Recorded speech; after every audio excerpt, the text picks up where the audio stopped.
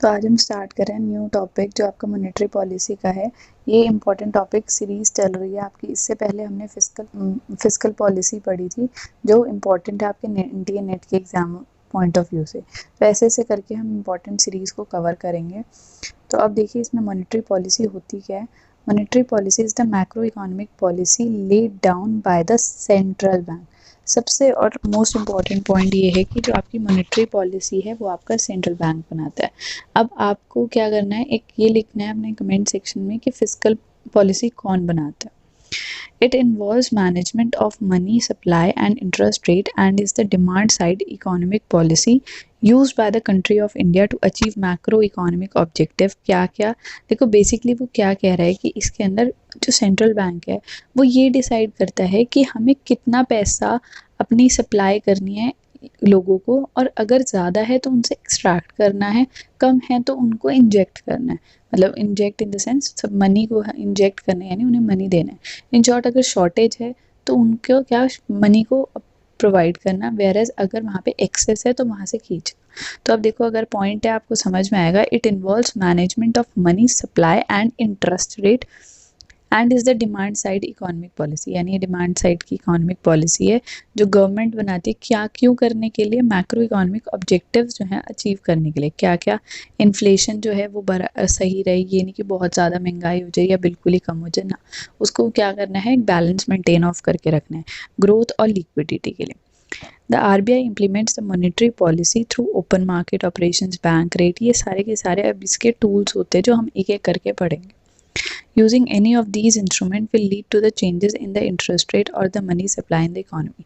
तो यही टूल्स को चेंज करके जो आपका इंटरेस्ट रेट है ना वो इंक्रीज या डिक्रीज होगा डिपेंडिंग ऑन द सिचुएशन। आगे कवर करते हैं। देखो, ऑब्जेक्टिव इसके वही हैं: price stability, economic growth, regulation, supervision, generation of employment, encouraging saving as well as investment. अगर इसमें हमसे पूछा जाए कि इसका सबसे इंपॉर्टेंट एग्जांपल कौन सा है, मतलब ऑब्जेक्टिव क्या है, वो आपका प्राइस स्टेबिलिटी।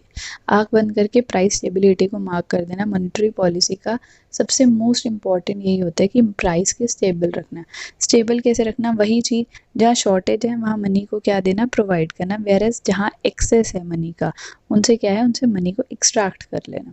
दो हम वर्ड्स पढ़ेंगे इसके अंदर, एक है इंजेक्ट। ठीक है, इंजेक्ट का मतलब क्या होता है, मनी को देना किसी को। ठीक है, मार्केट में मनी को सप्लाई करना। और बाकी एक होता है हम उनसे सब जो मनी है वो उनसे हम एक्सट्रैक्ट कर लेंगे। ठीक है, यानी हम उनसे जो है सोक कर लेंगे। दो वर्ड्स यहाँ पे। इंजेक्ट का मतलब क्या होता है, इंजेक्शन क्या होता है, हमारी बॉडी के अंदर जाता है ना। ठीक है, उसके वजह से यहाँ पे भी ऐसे ही है। यहाँ पे हम अपनी मनी सप्लाई को क्या करेंगे, इंजेक्ट करेंगे जब शॉर्टेज है। वेयर एज जब ज़्यादा है उनसे क्या कर लेंगे, सोक लेंगे, यानी उनको कम कर देंगे। तो ये पूरा का पूरा हम यही दो चीज़ें इसके अंदर पढ़ेंगे आपके टूल्स में। अब बात आती है इंस्ट्रूमेंट। इस स्लाइड से भी एक इम्पॉर्टेंट क्वेश्चन बनता है आपसे एग्जाम में। क्वेश्चन पूछा जा सकता है कि क्वांटिटेटिव कौन से होते हैं और क्वालिटेटिव कौन से होते हैं। देखो, अगर बात करें क्वांटिटेटिव की, तो क्वांटिटेटिव में अगर सिंपल सी बात है, क्वांटिटी की बात हो रही है, यानी यहाँ पे रेट्स की बात होती है। ठीक है, रेट्स इंटरेस्ट रेट के अकॉर्डिंगली बात होती है। और यहाँ पे RBI जो है ना वो अपनी पावर के अकॉर्डिंग करता है, पावर के अकॉर्डिंग एक्ट करता है। देखो, bank rate, open market operation जिसे हम OMO भी कहते हैं, cash reserve ratio, SLR ratio, तो ये SLR सॉरी, तो ये सारे इंपॉर्टेंट, ये दो तो बहुत इंपॉर्टेंट पॉइंट है। आप जब से 11th क्लास में हो तब से आप CRR SLR पढ़ रहे होगे। तो ये operation market, open market operation और बैंक रेट ये हम पढ़ेंगे। आते हैं, देखो सबसे पहले अब हम क्वांटिटेटिव की बात करते हैं। सबसे पहले उसमें bank rate. It is the rate at which central bank charges on loans and advances to commercial bank. देखो इसमें क्या है, एक है आपका कमर्शियल बैंक, यानी आपका एक तरह से ले लो आपका SBI।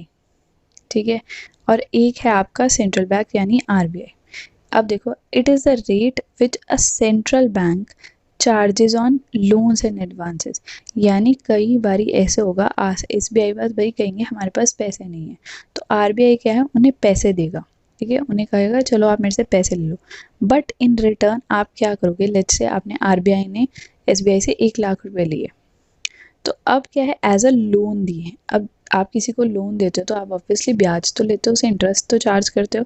तो वही चीज़ है, 1 लाख का वो कहेगा मैं आपसे 1,20,000 लूँगा, तो वो जो 20,000 है वो क्या हुआ आपका बैंक रेट, या फिर वो कहेगा 1 लाख लूँगा 20% इंटरेस्ट पे, तो ये 20% क्या हो गया आपका इंटरेस्ट रेट हो गया।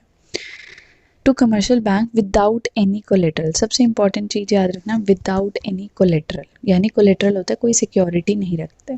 It is a long rate, term rate of interest, ये क्या है लॉन्ग टर्म है, ये चीज़ याद रखना। ये है बैंक रेट, क्या है जब सेंट्रल बैंक आपके कमर्शियल बैंक को क्या देता है, लोन देता है और उसके बदले में इंटरेस्ट चार्ज करता है, उसे आप बैंक रेट कहते हो। मोस्ट इंपॉर्टेंट पॉइंट क्या है, ये विदाउट कोलेटरल होता है। दूसरा इसका क्या है, ये लॉन्ग टर्म होता है। सबसे इंपॉर्टेंट पॉइंट लॉन्ग टर्म की बात करेंगे। और तब सब तीसरा पॉइंट क्या कि बैंक रेट क्या है आपका एक क्वांटिटेटिव है। ये 3 पॉइंट्स आपको बैंक रेट में याद करने हैं। आगे बढ़ते हैं टॉपिक में। Open market operations, open market operations क्या होते हैं, OMO जैसे मैंने आपको बताया, इसे हम कहते हैं OMO, ठीक है। ओपन में बाय और सेल होता है, यानी उसके अंदर ये नहीं है कि आपको RBI SBI ये सब देना है। ओपन में यानी नॉर्मल पब्लिक को, यानी हम जैसे लोगों को भी RBI क्या करता है, उसकी जो कह सकते हो आप सिक्योरिटीज़ हैं उनका खरीदना बेचना चलता है और हम भी उसमें पार्टिसिपेट कर सकते हैं। पहले वाले हमने पढ़ा था बैंक रेट में सिर्फ कमर्शियल बैंक पार्टिसिपेट करती है, इसमें क्या है आपके नॉर्मल पब्लिक भी पार्टिसिपेट कर सकती है। देखो, buying and selling of government security in open market in order to expand और कॉन्ट्रैक्ट, एक्सपैंड और कॉन्ट्रैक्ट करने के लिए वो क्या कर रही है आपका मार्केट में, नॉर्मल ओपन मार्केट में क्या कर रही है, बाय और सेल कर रही है सिक्योरिटीज़ का। In banking system SBI purchases security, RBI जब है परचेज कर लेता है सिक्योरिटी जब क्या है डिफ्लेशन है। परचेज करेगा तो ऑब्वियसली क्या है RBI क्या करेगा, मनी देगा। अब डिफ्लेशन है मार्केट के अंदर, ठीक है, मार्केट के अंदर क्या है पैसे की तंगी है, यानी वहाँ पे पैसे की कमी है। RBI क्या करेगा, उनसे कहेगा मुझे सिक्योरिटी, मैं सिक्योरिटी क्या कर रहा हूँ, परचेज कर रहा हूँ। तो अब परचेज के बदले में वो क्या देगा, कैश या मनी जो भी है अकॉर्डिंगली देगा। तो उससे क्या होगा, मार्केट में मनी इंक्रीज हो जाएगा और फिर से सिचुएशन जो हो जाएगी वो नॉर्मलाइज हो जाएगी। तो यही है supply of money increases due to which. अब सप्लाई ऑफ मनी कैसे हुई, RBI ने सिक्योरिटी को परचेज करा और क्या बोला, उसके बदले में कैश दे दिया, तो मार्केट में क्या हुआ, आपकी कैश जो है वो इंक्रीज हो गई। There is an increased demand and ultimately rise in the prices. RBI क्या है, सेल कब करता है, देखो, supply of money decreases due to which there is a decrease in the demand and ultimately fall in prices. तो इसकी वजह से क्या हो जाएगा, अल्टीमेटली आपका रिवर्स सिचुएशन बन जाएगी जैसे डिफ्लेशन में थी। डिफ्लेशन में क्या करते हैं, बाय करते हैं ताकि हम पैसे दे सकें मार्केट में, सिचुएशन जो है, जो गिरावट पे सिचुएशन है वो सही हो जाए। वेरएज इन्फ्लेशन में क्या है, लोगों के पास बहुत पैसा है तो हमने उनसे क्या करना है, हमने उनसे क्या करना है, सोक करना है, और यहाँ पे हमने क्या करना है, इंजेक्ट करना है। तो ये दो टर्म्स यहाँ पे यूज़ हुई थी। डिफ्लेशन में क्या यूज़ होता है, RBI क्या करती है, परचेज करती है। आप DP से याद रख लेना, D से आपका क्या है, डिफ्लेशन में क्या होता है, परचेज करता है, अगर आपने निमोनिक्स बनाने हैं तो इससे आपको याद हो जाएगा। फिर आता है आपका कैश रिजर्व रेशियो। देखो CRR आपको पता है, आप छोटे होते से यानी 11th क्लास से पढ़ते आ रहे हो। CRR का मतलब क्या होता है, कैश रिजर्व रेशियो, जिसके अंदर क्या होता है, सेंट्रल बैंक कुछ अपना प्रोपोर्शन जो है, मतलब कमर्शियल बैंक जब भी कोई डिपॉजिट लेता है उसमें से कुछ पोर्शन आप कह सकते हो किसके पास डिपॉजिट करता है, अपना कमर्शियल बैंक RBI के पास, यानी सेंट्रल बैंक के पास कुछ रखता है।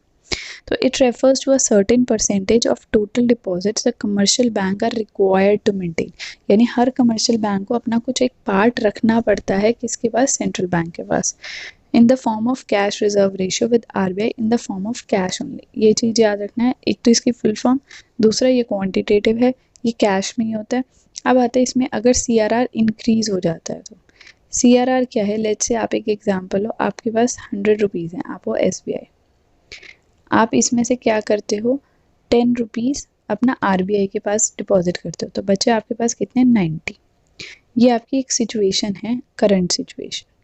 अब क्या हुआ, आपने CRR को इंक्रीज कर दिया, लेट्स से अब CRR जो हमारा था यहाँ पे तो था 10%, यहाँ आपने लेट्स से 15% कर दिया। अब आपको क्या, ये केस 1 है, यहाँ पे आपने कर दिया 15, तो अब आपके क्या है, यहाँ पे आपके पास 100 रुपीज़ आए थे, अब आपको क्या हुआ, 100 रुपीज़ आए थे, आपने 15 रुपीज़ क्या करे, आपने CRR रख दिया सेंट्रल बैंक के लिए। तो अब आपके पास कितने हो गए, आपको कितने मनी मार्केट सप्लाई आप कर सकते हो, सिर्फ और सिर्फ 85 रुपीज़।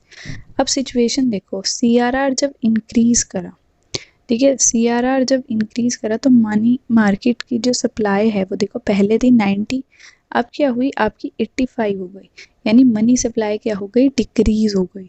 मनी सप्लाई क्या हो गई, डिक्रीज हो गई। तो देखो, by increasing CRR the bank needs to deposit more money with RBI। अब उसको 10 की जगह कितने रखने पड़ रहे थे, 15। It will lead to lower demand for goods and services and lower prices. तो यहाँ पे आपकी जो सप्लाई होगी वो गिर गई, आपकी एक से 90 से 85 आ गई। तो ये कब हम यूज़ करते हैं, आपके इन्फ्लेशन पे, जब हमने लोगों से क्या करना है, पैसा सोक करना है, ये चीज़ें हम तब करते हैं। अब आते हैं व्हेन CRR इज डिक्रीज, ये आपका बिल्कुल ही रिवर्स है आपके जो हमने इन्फ्लेशन में पढ़ा। 100 रुपीज़ आए, अब आपका CRR रिड्यूस हो गया 10 से, यानी ये केस 2 है। यहाँ पे आपका लेट से हो गया 5%। तो अब आपके पास मनी मार्केट में सप्लाई कितनी है, 95 रुपीज़, यानी अब आपकी सप्लाई क्या हो गई, इंक्रीज़ हो गई। और आप ये मनी अपनी मार्केट सप्लाई को इंक्रीज़ कब करते हो, जब डिफ्लेशन चल रहा हो मार्केट में, ठीक है। तो ये आई होप आपको ये क्लियर हो गया होगा। CRR आपको क्या याद रखना है, सबसे पहला ये क्वान्टिटेटिव टेक्निक है। जब इंक्रीज़ हो रहा है तो हम कब इंक्रीज़ कराते हैं, वैसे CRR इन्फ्लेशन में, ये सिर्फ कैश फॉर्म में होता है, और डिफ्लेशन में डिक्रीज़। तो इसमें याद रखना, डिफ्लेशन में डिक्रीज़ DD और II, ठीक है। इन्फ्लेशन में इंक्रीज़ और आपकी डिफ्लेशन में डिक्रीज़। उससे पहले वाले में क्या था, DP में, आपकी OMO में DP थी, यानी जब हमारी डिफ्लेशन है तो हम क्या करते थे, आपका जो है परचेज़ करता था RBI, और ओपन मार्केट में मतलब सिक्योरिटीज़ को परचेज़ करता था। ऐसे ऐसे ही आपको याद रखने, निमोनिक्स की हेल्प से करते हो तो अच्छी बात है, समझ के करते हो तो और अच्छी बात है। अब आता है statutory liquidity ratio. Statutory liquidity ratio क्या होती है, वह इसमें क्या होता है, अब कुछ पार्ट ना आपको सेंट्रल बैंक पे पर जो रखा अपने पास कमर्शियल बैंक ने, उसे तो हम CRR कह देते हैं। वेयरएज कुछ पार्ट आपको क्या होता है, आपको कमर्शियल बैंक को अपने पास भी कुछ रखना होता है, उसे हम स्टैट्यूटरी लिक्विडिटी रेशियो कहते हैं। देखो, it refers to the proportion of deposits the commercial bank is required to maintain with them in the form of liquid assets. Liquid assets में करना है जैसे गोल्ड और RBI अप्रूव्ड सिक्योरिटीज़, यानी आपकी ट्रेजरी बिल्स वगैरह होते हैं जो RBI करते हैं, तो मोस्ट लिक्विड फॉर्म में यानी गोल्ड और RBI अप्रूव्ड सिक्योरिटीज़ में हमें करना होता है। इसमें भी वही है, इंक्रीज़ हम इन्फ्लेशन में करेंगे, डिक्रीज़ हम डिफ्लेशन में करेंगे। कैसे, देखो, bank will need more to maintain liquid assets. वही वाली सिचुएशन है, जैसे 100 थे, आपने 10 का गोल्ड या आपने RBI सिक्योरिटीज़ रख दी और 90 थे। केस 1 में वही चीज़ है, सिंपल सी, 100 थी, आपने यहाँ 15 कर दी, इंक्रीज़ कर दिया SLR, तो आपके पास 85 की सप्लाई बचेगी, तो आपकी सप्लाई क्या हो गई, डिक्रीज़ हो गई, ठीक है। तो आप क्या करोगे, यहाँ से लोगों से पैसा खींचने की करने की कोशिश करो।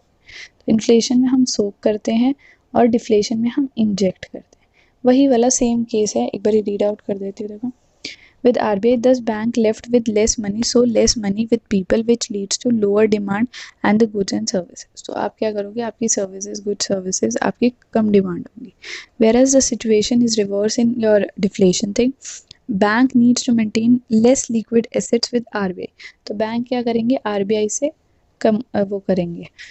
Thus bank with more money, so more money can be used to public, which give higher demand for goods. तो आपके यहाँ पे 95, जैसे हमने केस 1 में आपके CRR में करा था, 100 रुपीज़ थे, लेट्स से 5% कर दिया, तो आपके पास कितने हैं, 95% आपकी मनी सप्लाई, तो वो क्या हो गई, इंक्रीज हो गई।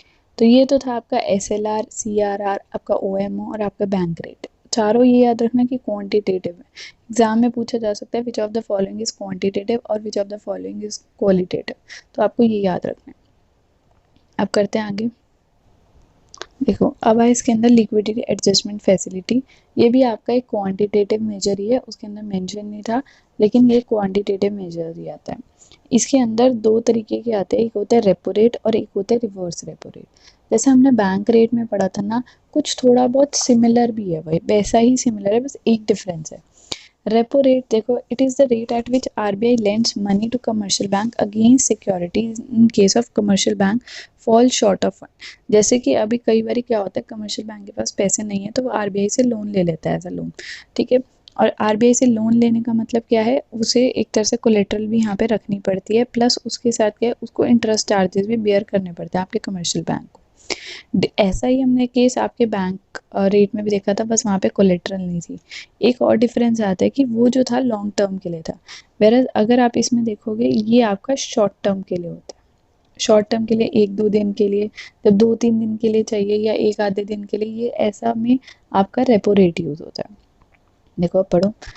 It allows banks to borrow money through repurchase agreement. LAF is used in adjusting the day-to-day mismatches in liquidity, यानी day to day activities के लिए।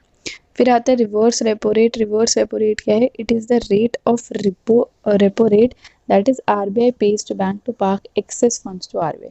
कई बार क्या होते हैं, आपके कमर्शियल बैंक पास बहुत ज़्यादा पैसा हो जाता है, लिक्विडिटी बहुत ज़्यादा हो जाती है, तो वो क्या करती है, वो कहती है मैं खाली थोड़ी पैसा रखूँगी, मैं क्या है उसे आरबीआई के पास रख देती हूँ और आरबीआई से मैं क्या करूँगी, इंटरेस्ट भी खाऊंगी। तो ये आपका हो जाता है रिवर्स रेपो रेट, यानी opposite of your repo rate.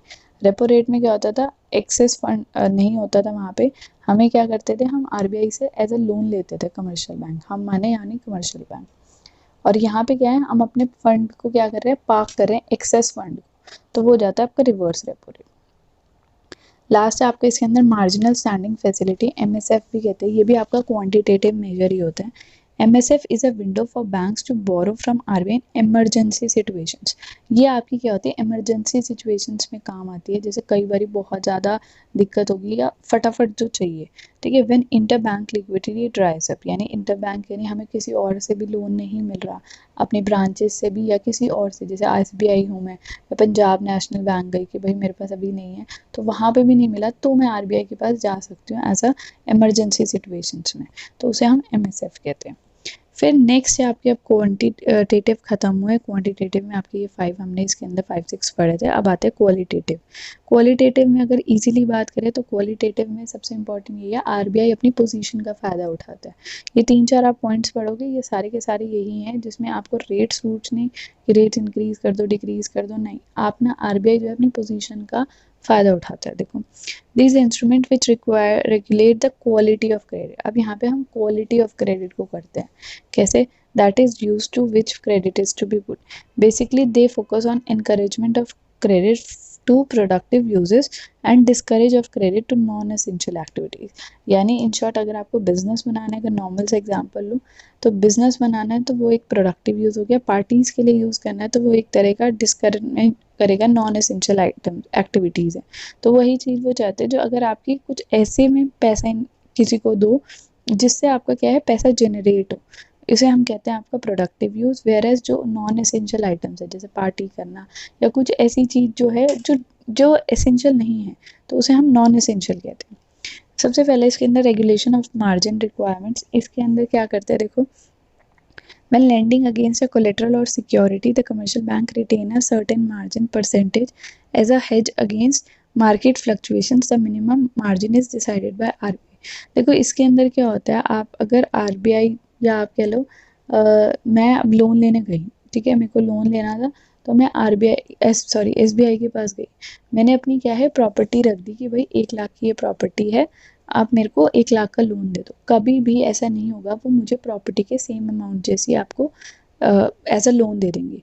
अगर वो 1 लाख का है ना, तो वो आपको कितने 80 to 70,000 ही दे पाएंगे। क्यों? As a hedge word use हुआ है। हेज वर्ड मतलब कि मार्केट में फ्लक्चुएशंस आ गई, क्या पता उसके प्राइस रिड्यूस हो गए, ठीक है, तो बैंक अपना लॉस क्यों बेयर करेगा। तो इसलिए as a hedge, as a security, as a safeguard वो क्या करते हैं, आपको कोलेट्रल तो देते हैं, कोलेट्रल के अगेंस्ट थोड़ा सा हेज जरूर रखते हैं। अब जैसे आप गोल्ड लोन लेने जाओ, आप 2 लाख का गोल्ड लेके जाओ, कभी भी कोई भी बैंक आपको 2 लाख का 2 लाख नहीं देगा लोन, वो क्या करेंगे, आपको 1,50,000 का या 1,60,000 का अप्रॉक्सीमेटली देंगे। और जो वो रेट होगा वो आपका कौन डिसाइड करेगा, आरबीआई की कितना परसेंटेज आप दे सकते हो। फिर है क्रेडिट रेशनिंग। क्रेडिट रेशनिंग क्या होता है, when credit rationing is measure taken by central government to limit और deny credit based on investor creditworthiness. यानी हमने क्या करना है, राशन करना है। राशन का मतलब क्या होता है, छटाई, एक तरह से आप कह सकते हो।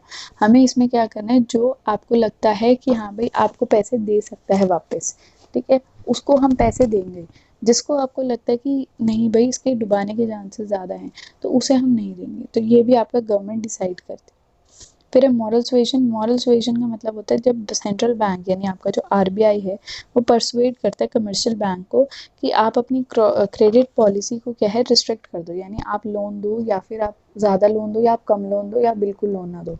वो होता है आपका मॉरल सुएशन, यानी अपनी एक तरह से समझाना उन्हें, ठीक है, बाय अपीलिंग रिटन और ओरल, उन्हें यह है समझा देना कि भाई ऐसा ना करो या ऐसे करो। लेकिन फिर भी जब कोई आपका बैंक नहीं मानता तो आरबीआई क्या करता है उस पर डायरेक्ट एक्शन ले लेता है, यानी अब अपनी पोजीशन का फ़ायदा उठा के उसे रिस्ट्रिक्ट कर देता है या उसे डिबार्ड कर देता है या कुछ भी करके अपनी पोजीशन का फ़ायदा उठाता है। देखो, the RBI may take direct action against commercial bank that violate the rules, जो उसने आपको समझाए हैं कि भाई ऐसे कर लो प्लीज़, ऐसे कर लो। मॉरल सुएशन में तो समझाया था, नहीं मानोगे तो आपका क्या हो जाएगा, डायरेक्ट एक्शन ले लिया जाएगा आप पे। ऑर्डर्स और the advice of central bank जो कि आरबीआई। हाँ, तो यही थी इसके अंदर आपके क्वालिटेटिव क्वांटिटेटिव मेजर्स। ये मोस्ट इंपॉर्टेंट टॉपिक है आपका एनटीए नेट के एग्ज़ाम के या किसी भी कॉम्पिटिटिव पीजीटी टीजीटी किसी के भी कॉमर्स के एग्ज़ाम के लिए बहुत इंपॉर्टेंट ये टॉपिक है, तो इसे रिवाइज करिएगा। Thank you.